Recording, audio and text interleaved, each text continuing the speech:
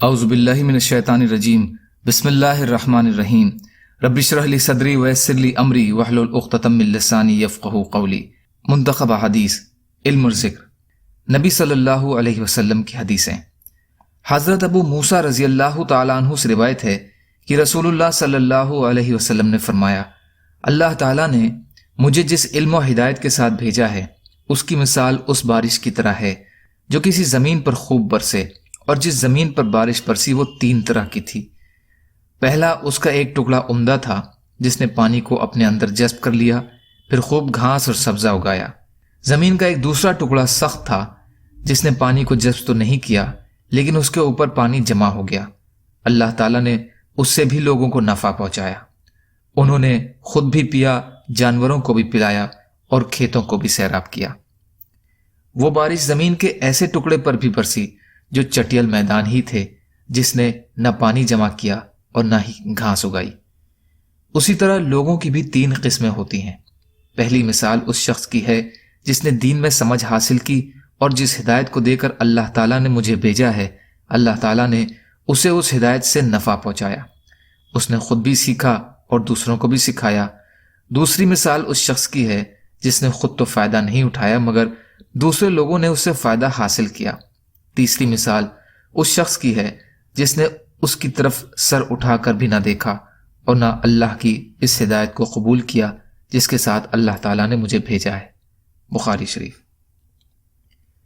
حضرت عثمان بن عفان رضی اللہ تعالیٰ عنہ سے روایت ہے کہ رسول اللہ صلی اللہ علیہ وسلم نے ارشاد فرمایا، تم میں سب سے بہتر شخص وہ ہے جو قرآن شریف سیکھے اور سکھائے۔ ترمذی شریف۔ حضرت بریدہ اسلمی رضی اللہ تعالیٰ عنہ روایت فرماتے ہیں کہ رسول اللہ صلی اللہ علیہ وسلم نے ارشاد فرمایا، جو شخص قرآن شریف پڑھے، اسے سیکھے اور اس پر عمل کرے، اس کو قیامت کے دن تاج پہنایا جائے گا جو نور کا بنا ہوا ہوگا، اس کی روشنی سورج کی روشنی کی طرح ہوگی۔ اس کے والدین کو ایسے 2 جوڑے پہنائے جائیں گے کہ تمام دنیا اس کا مقابلہ نہیں کر سکتی۔ وہ عرض کریں گے، یہ جوڑے ہمیں کس وجہ سے پہنائے گئے؟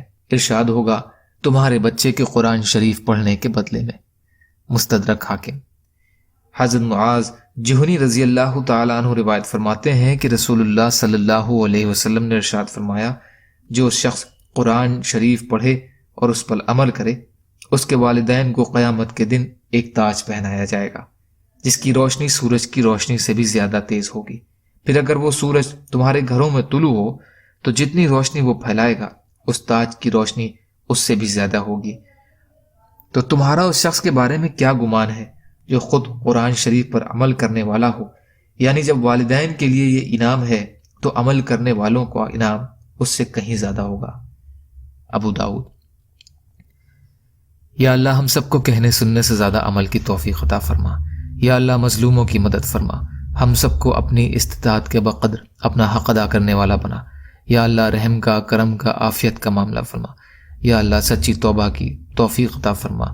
یا اللہ آپ قادر مطلق ہیں، ہر شے پر قادر ہیں، آپ کے لیے ہر چیز آسان ہے، ہمارے لیے بھی آسانیاں پیدا فرما۔ لیلۃ القدر میں قیام کرنے والا بنا، رمضان کریم کا حق ادا کرنے والا بنا۔ یا اللہ آپ جیسا بہتر سمجھیں ویسے ہماری حفاظت فرما، آپ جو بھی فیصلہ ہمارے لیے فرمائیں اس کا انجام ہمارے لیے بہتر فرما دیجیے۔